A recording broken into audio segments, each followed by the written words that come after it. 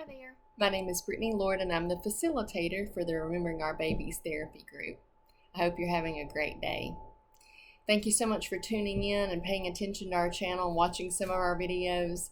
If you like these videos or want to give some input on them or have a question or just simply get more information about our group, please feel free to drop a line in the comments. I'm going to be putting a handout that I'm going to be referencing today in the comment section of the video. So welcome.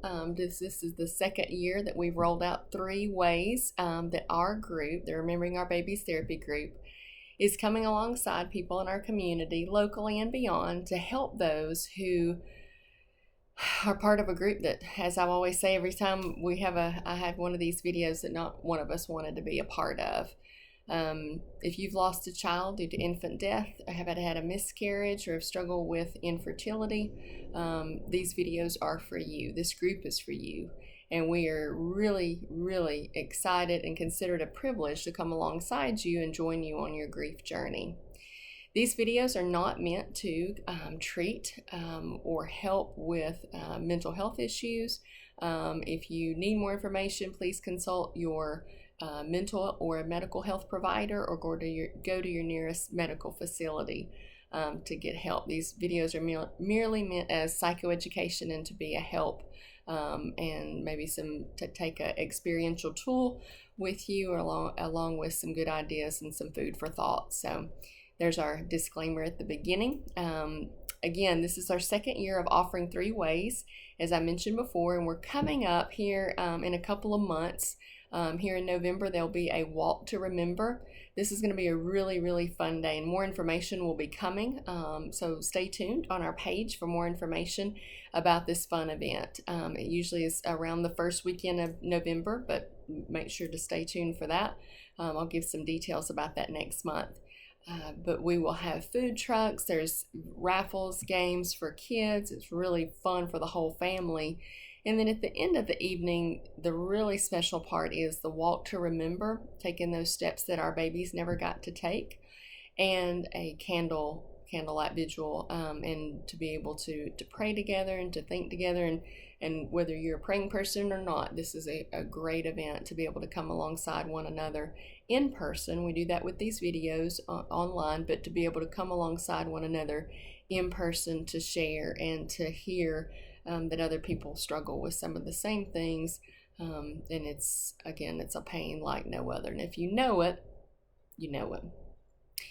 Another way that we're coming alongside people in our community and beyond with our group is through individual sessions. So again, as I mentioned before, my name is Brittany Lord. I'm a licensed professional counselor here in Chattanooga, Tennessee, and I am privileged to get to work with this group. And because of the proceeds from some of the events that we've had, we're able to offer some counseling sessions, individual counseling sessions, for those who are interested in the information that you get from these videos, or talking more about the grief experience. So please feel free to reach out to me, whether on this video, through Facebook, Psychology Today, you'll find a listing for me. So feel free to reach out if you'd like more information.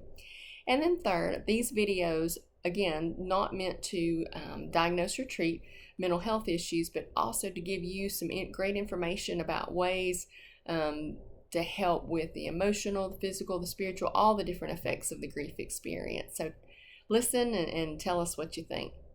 So in Chattanooga today, it's, try not to, think about even the holidays at this point, or it's hard to think about the holidays because it's 100 degrees outside. But today we're going to talk about the holidays.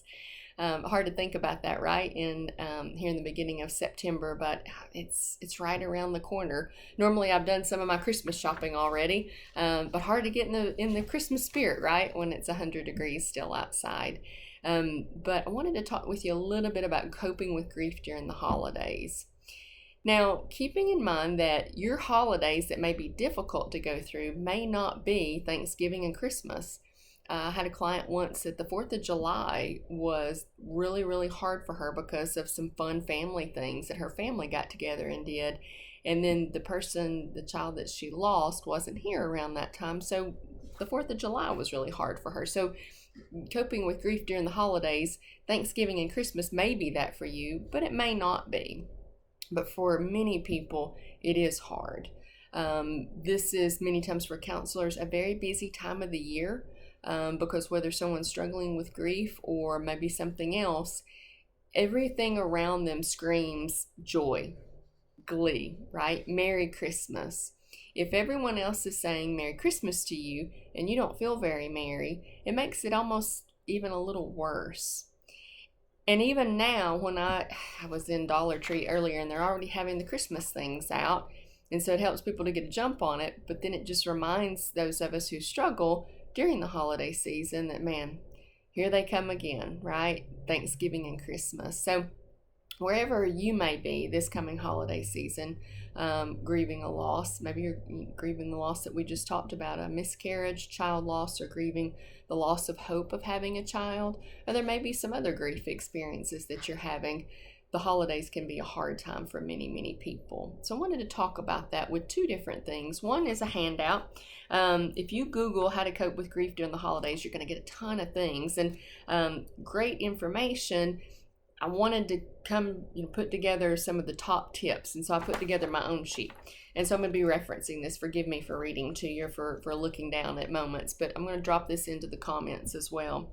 Number one is with this, these are some good tips for coping with grief during the holidays.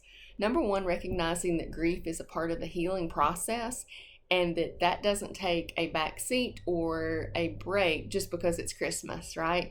We're still coping with grief, and our grief experience does not look at the calendar and say, oh, it's Thanksgiving, let me just put this on hold. For many of us, we can put that in a box, but sometimes we're not able to. And Christmas Day, we may be still thinking about those things, our loss, even though we're sitting around unwrapping presents with everyone. So just understanding that can happen regardless of the date on the calendar. Maybe setting healthy boundaries during the holidays. Maybe you accepted every single invitation to every single holiday party that there was. If this is your first year, or even if it's your 7th year after a loss, maybe you're recognizing that maybe you don't want to do that every single Christmas. Maybe you limit where you go and what you do. Setting healthy boundaries is a great idea anyway. Just making your holidays your own and what you want for you and your family is a great idea anyway. But especially when we're grieving the loss, setting those healthy boundaries allows us the time to grieve and to experience those feelings without busying ourselves too much to the point where we can't feel those feelings. Focusing on what we can control. So I just mentioned a little while ago, I walked into Dollar Tree, and here we're going to see all the holiday stuff. That's going to happen. Unfortunately, we will walk into the mall and the Christmas music will be blaring and the trees will be up. But we can focus on what's best for us. Maybe this year you decide not to put a tree up in your house. Okay. You're celebrating Christmas your way in your heart with you and your family, and maybe that does include some decorations, or maybe it doesn't. You get to decide that.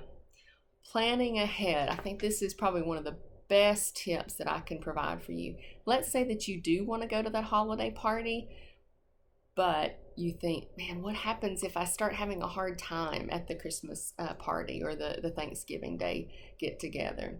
Okay, so maybe instead of riding with everyone, you drive your own car. And that way, you can always have a way out if you need to.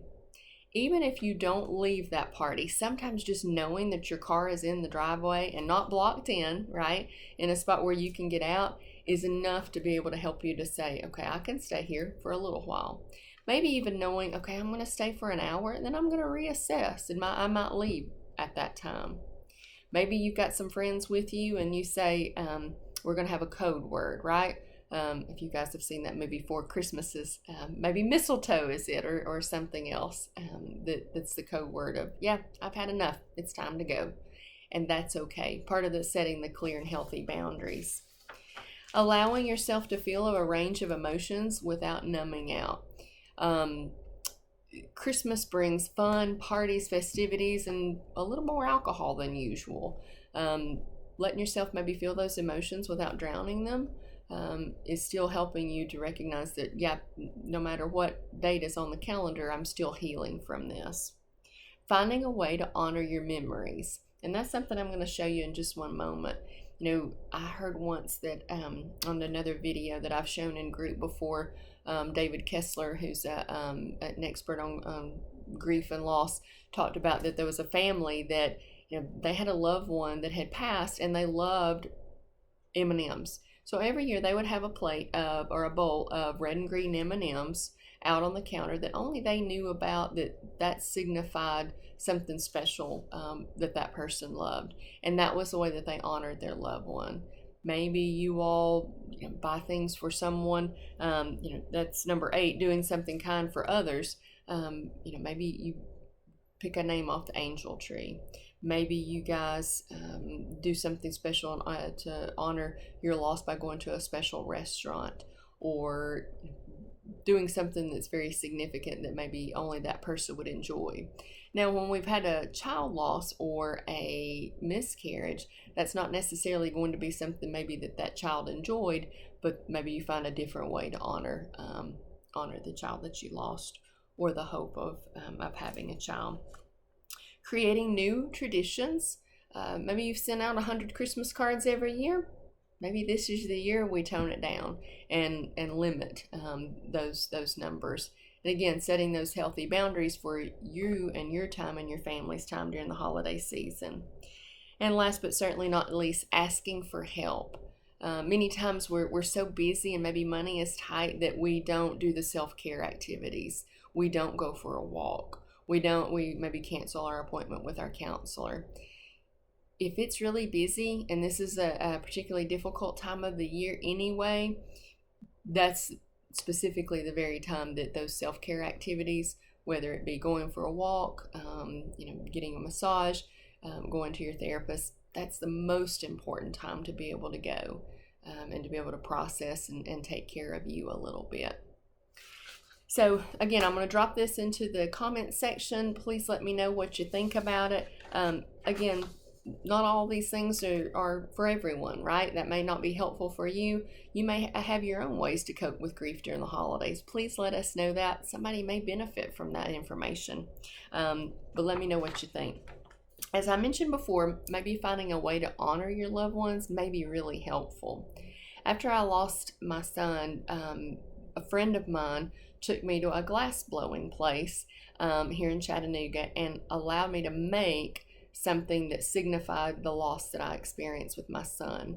Those of you who have watched many of these videos know that I lost a son at 23 days old in 2013.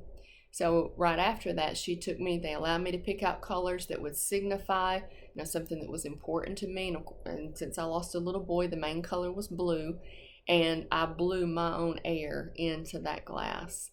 And it's not a cheap experience. I think they're probably at least maybe $50, and I know that's can be quite a bit of money, but it was such an amazing experience, and I still have that ornament to this day. I choose not to put it on the tree. I want to keep it up all year round. It's something that I can have as a reminder of my little boy Brock that I lost 11 years ago. Maybe you choose not to do that. Something that I've done in groups before is to make Christmas ornaments. So you'll have to forgive me. I am not artistic at all. And these materials are at the Dollar Tree. So on here, it's got some, now this is the jar, but what you can do is they either have the actual ornaments that are already like this, and then you can put things in it. You can draw on it with the Sharpie, and it may already have the string on the top to be able to hang on a Christmas tree. Now this one didn't, so I'm gonna have to poke a hole, maybe put some ribbon on there and hang it from the tree. So it says on it Merry Christmas, and again I did it in blue, and it's got a lot of different musical notes, and I did that specifically because those who were closest to Brock, son that I lost, knew that he loved music. So it's got whole notes, quarter notes, half notes, treble clef, bass clef, and that's on there to signify the love of music. Blue is a popular color at Christmas anyway. So with doing an ornament like this, you may want to put it right on the front of the tree where everyone can see that. Or you may want to tuck it on the back of the Christmas tree, where only maybe you or your family only knows about that, and that's something that's special to you. I would encourage you, there's no rules with this. Make it your own. Maybe it's something else that you make out of a picture of them, maybe creating an ornament for that. Creativity, take it wherever that you want it to go. The point is that this is your way to honor your special loved one. And you recognize every year when you maybe put that ornament on the tree or that special decoration in your home that you're honoring the child that you lost.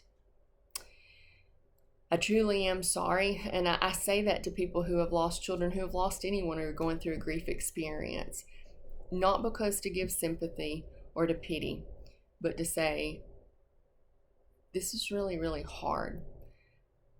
It's unfortunate that any of us has to go through these things, but when we can go through them together, hear how other people are doing, experience that together, and take tips from one another, we can understand that we are not alone, that other people experience what we're experiencing, and it helps make it that load a little lighter. I hope you enjoyed this video. Take care.